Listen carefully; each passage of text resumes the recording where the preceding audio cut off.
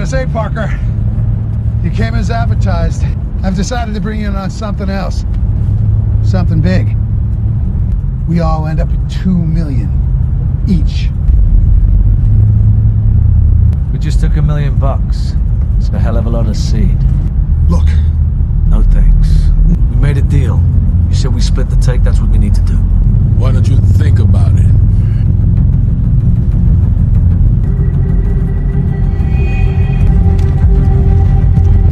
So, if you were me, what would you do with a guy like you?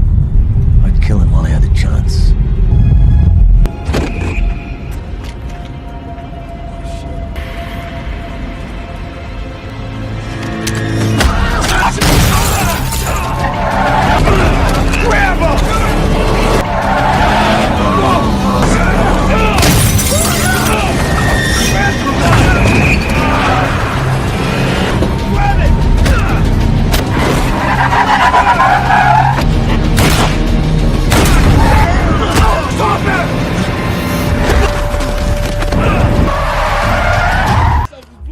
Go finish him. Wait. Look, he's fucking dead. Let's just get the fuck out! I don't give a fuck! You want to be a part of this? Go finish him. Do it! Blow his fucking head off! Fuck. Do it! You're so fucking stupid! Come on, let's go!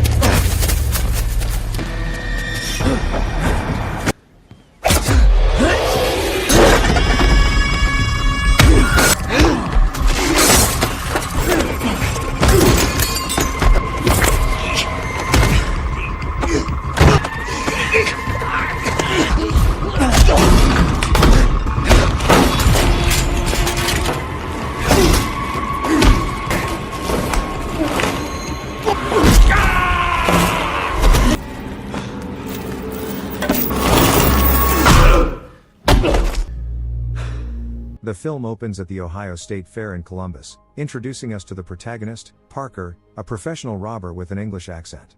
Known as a modern-day Robin Hood, he operates with a code that forbids him from stealing from the poor or harming the innocent. Disguised as a holy father, Parker leads a crew of seasoned criminals, including Hardwick, a member of the Chicago mob, and 4 others with formidable reputations, all united by a single objective: to rob the carnival. As the plan unfolds, Parker infiltrates the local security office, expertly distracting the guards while his accomplices, disguised as clowns, launch a surprise attack. Inside, the guards are safeguarding a substantial sum of money accumulated over the 3-day event. The criminals take control, holding the employees hostage while Hardwick ignites a controlled fire to create chaos. Meanwhile, fairgoers remain blissfully unaware of the unfolding heist. One hostage suffers a panic attack, prompting Parker to reassure him that no one will be harmed. Through a series of flashbacks, we learn about Hurley, an aging thief and Claire's father, Parker's love interest, who initially proposed this audacious robbery.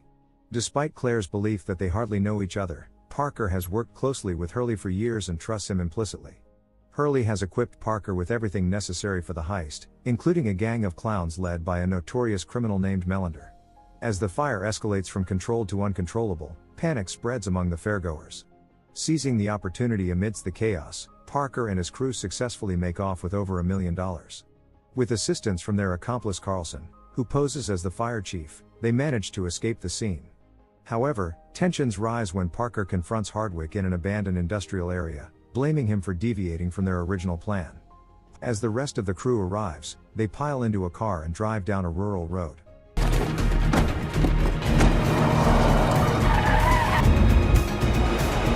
Impressed by Parker's skill, Melander proposes another heist with a promise of $1 million payout.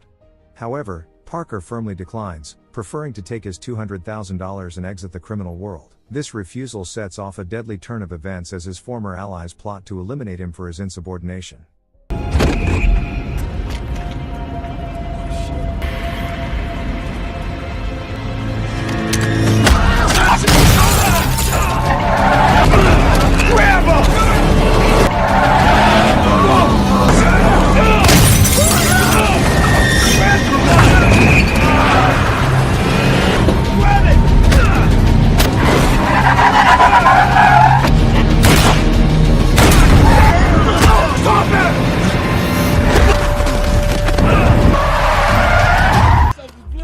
Go finish him. Wait, look.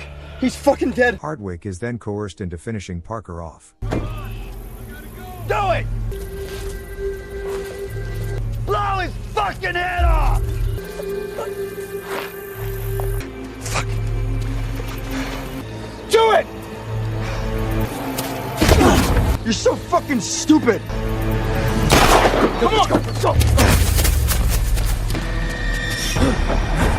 Shortly after, a farmer and his family drive by and notice blood on the road. They discover Parker submerged in the pond and miraculously rescue him, bringing him to the town hospital where he fights for survival. Upon awakening in a hospital bed, the man is jolted by the news of a devastating fire at an amusement park that has claimed numerous lives, with the robbers still at large. Spotting police officers outside his room, he realizes he cannot afford to wait for them to question him. In a desperate move, he incapacitates a doctor and steals his clothes, facilitating his escape by taking a fellow patient with him. Once outside, he commandeers an ambulance and drives away, pausing only to tend to his injuries in the back of the van. Fueled by a thirst for vengeance, Parker resolves to track down the members of the gang who betrayed him, intent on eliminating them one by one. After nursing his wounds back to health, he stealthily breaks into a hunter's motel room, pilfering clothes, a multi-tool, an electric razor, and another firearm. With his new gear, he steals a car and heads to a check cashing center in Memphis, where he takes a hostage and executes an armed robbery to secure funds for a new identity and documents. Later, Parker travels to Houston, Texas, presenting himself as a friend of Bob Hurley. He commissions new documents from the print shop owner, offering a substantial payment. While awaiting the delivery of his new papers, Parker reaches out to Hurley, pressing for the whereabouts of Hardwick's brother. Despite Hurley's warnings about the dangers involved, Parker insists on the information. Reluctantly, Hurley divulges the location of the bar where Hardwick's brother works. Parker immediately makes his way to New Orleans, where he storms into the bar and confronts the security guard before locating Hardwick's brother. Wait here. Idiot, get out! Get him the fuck out of here. Come on, here, get out.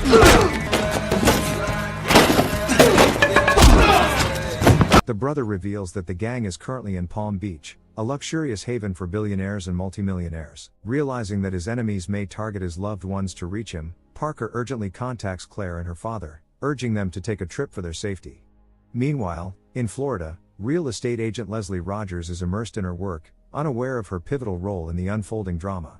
The criminal group is plotting their next major heist when Hardwick learns that Parker is alive. This revelation ignites Melander's fury. In a fit of rage, he nearly shoots one of his own men before Ross intervenes, cautioning that their plan could succeed even without Parker. Melander orders Hardwick to contact his influential uncle, Mr. Danziger in Chicago, to enlist a hitman for Parker's assassination. Danziger dispatches his top assassin, Kroll, to track down Parker. Kroll's first target is Claire. He breaks into her home with intentions to kidnap her. Just as she prepares for a vacation, Claire hears an unsettling noise but cleverly escapes through a window, puncturing the tires of Kroll's car before fleeing. Tearfully, she calls Parker to warn him about the intruder. In response, Parker instructs her to seek refuge at a fishing camp on the shores of Lake Okeechobee's Sawtooth Bay until Friday. Meanwhile, Parker returns to Houston to collect his new identification papers but finds himself confronted by three of Danziger's henchmen lying incapacitated on the floor under the watchful eyes of Nort and his assistant Ernesto. Parker, in a moment of brutal necessity, shoots Ernesto in both legs when ordered to lie on the floor beside the unwelcome intruders. This violent act reveals Ernesto's allegiance to Danziger and his betrayal of Nort. Seizing his identification papers, Parker compels Nort to eliminate the three men sent by Danziger. Shoot him.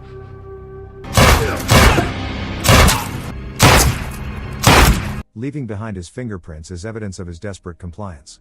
Later, Parker meets with Hurley, who reveals that Danziger has reached out, offering him a share of the proceeds from the previous robbery in an attempt to defuse tensions.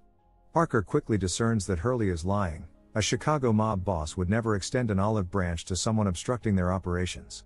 Choosing integrity over greed, Parker rejects the money and resolves to exact revenge on those who have wronged him. Adopting the alias Daniel Parramatta, an escaped convict purportedly seeking a home in San Antonio, Parker travels to Florida. In this unusual house hunting endeavor, he is assisted by the familiar Leslie Rogers. However, before finalizing any property deal, Parker opts to visit Claire.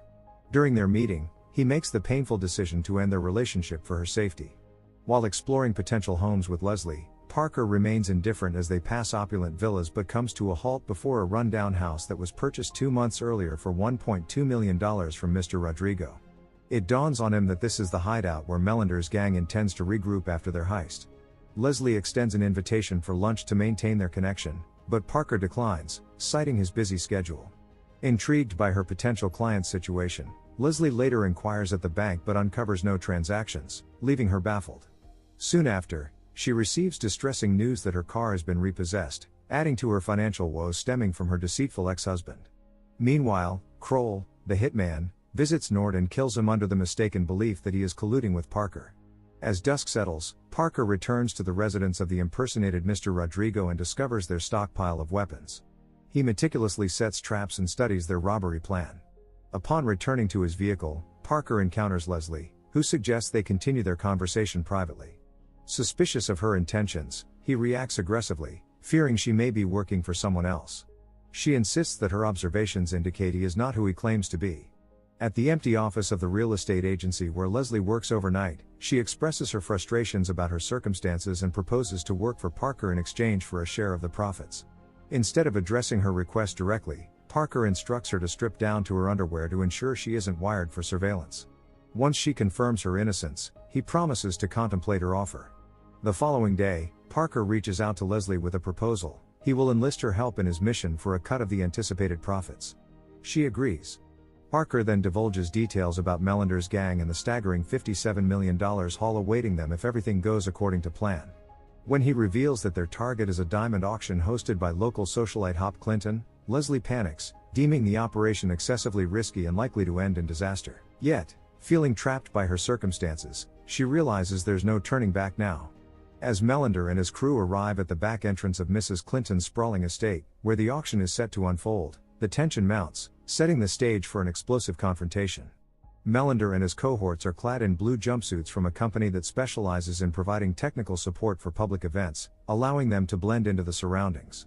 Afterward, Parker drops Leslie off to catch a cab to her office before heading to his hotel room, where he encounters Kroll. A brutal confrontation ensues.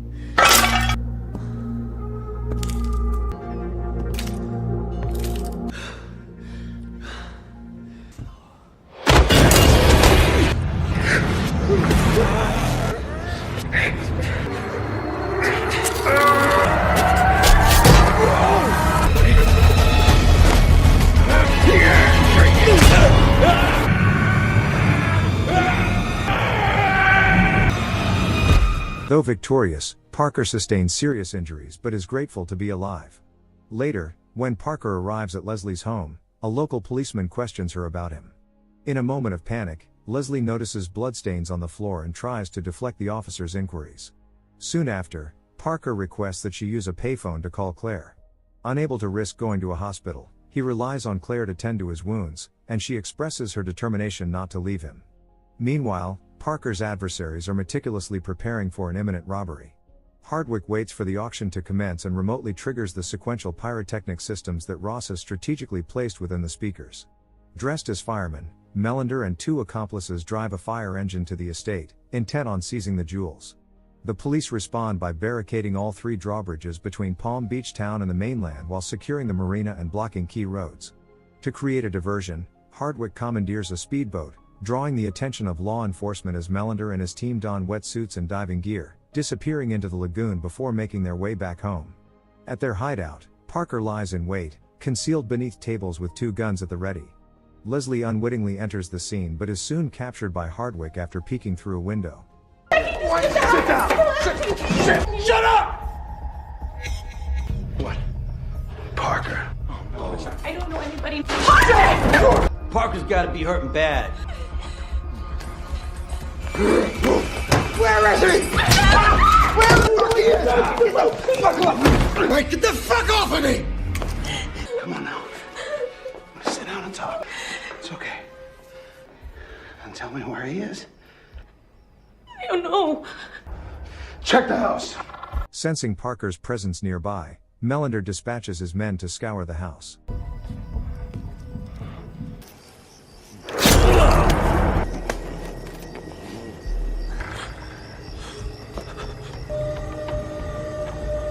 Meanwhile, Carlson remains with Leslie. When Melander spots Parker and attempts to shoot him in the back, his gun misfires. You bitch!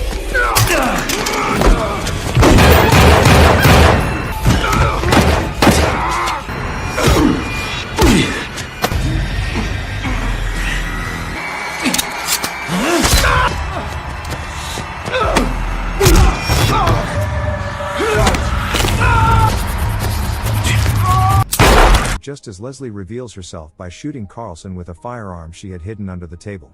Hardwick then confronts Leslie with the gun and threatens her life unless Parker agrees to split the loot. Parker!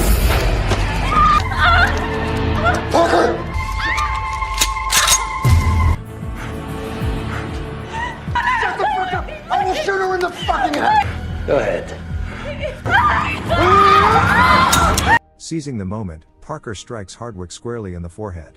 Ultimately, Parker parts ways with Leslie, instructing her to hide in an air conditioning duct while promising to send someone to retrieve her within 3 months.